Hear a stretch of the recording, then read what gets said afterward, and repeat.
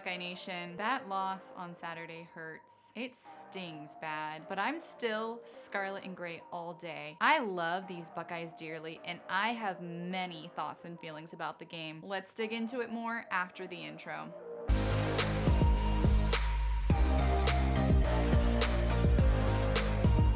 Welcome to Buckeye Football Fangirl. If this is your first time here, my name is Lisa and I'm the gal behind this channel. Thank you so much to everyone taking precious time out of your day to watch this. I appreciate riding this crazy wave called fandom with you as we cheer on these Buckeyes. I'm gonna guess that if you're anything like me, you were sweating it out, pacing, and perhaps pulling your hair out all the way until that final interception sealed the loss on Saturday and all of our hope came crashing down. That was a brutally disappointing end to the game, as I had dared to let my hopes get up for a Notre Dame finish 2.0. That game was a back and forth fight all the way down to the final minute, with TTUN pushing the Buckeyes around and the Buckeyes pushing right back. I'm no fair weather fan, and I am ride or die Buckeye football for life. The disappointing ending to that one further reinforced to me that no game can be taken for granted. The rivalry is back, and like my dad has always told me, all bets are off, and you can throw past performance out the window when you get to this game,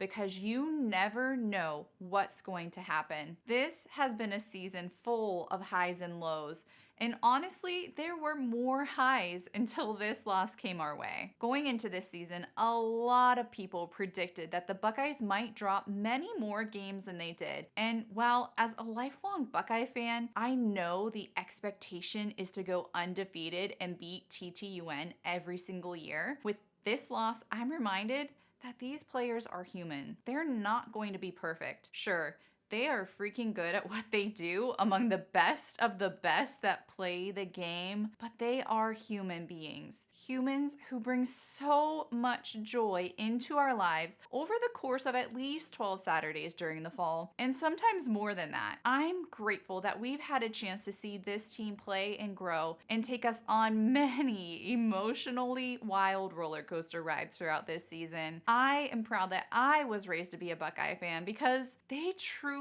are the best team to root for in the whole wide world. Now, I've seen a whole lot of Fire Ryan Day tweets since the end of this game, and I get it.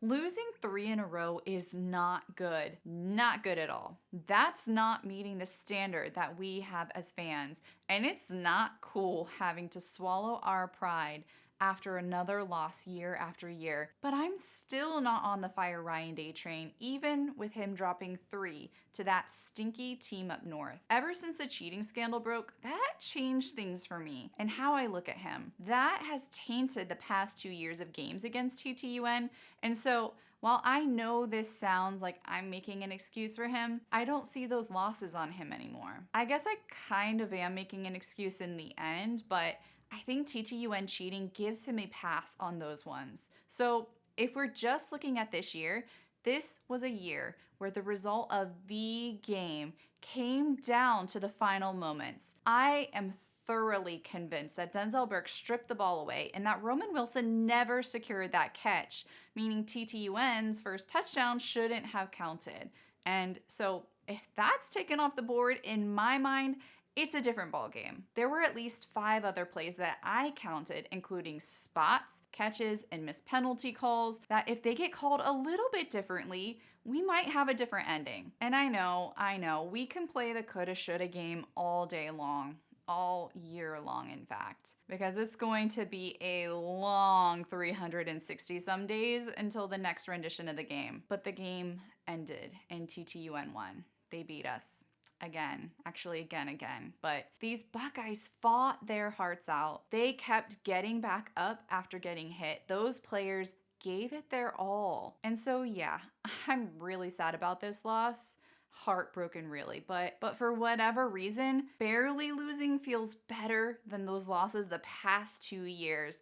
When the score was so lopsided, it just hurt more. These Buckeyes bring us so much joy throughout the season. And so, even though this loss still stings, I'm going to try to shift my focus from the pain of the loss, instead to treasure the moments of fun that they did give us. That heart attack inducing win over Notre Dame was still incredible. The defense making strides this year and wreaking havoc was so fun to see. And those incredible catches that we witnessed by Marvin Harrison Jr., Emeka Egbuka, Julian Fleming, Cade Stover, Xavier Johnson, Carnell Tate. I mean, I could keep the list rolling, but you get the picture. The Buckeyes didn't accomplish their #1 goal this year. They didn't beat TTUN, and that will leave a bitter aftertaste in my mouth when I think about this season. But this season still had many beautiful moments. And so I'm going to try to focus on those. And I'm going to focus on my own life, my own personal goals, things that I can control, and let those bring me life instead of letting a game that I have no control over and dumb TTUN fans suck the life out of me. We'll have a new team next year to cheer on. And while that still feels like it is a long way out,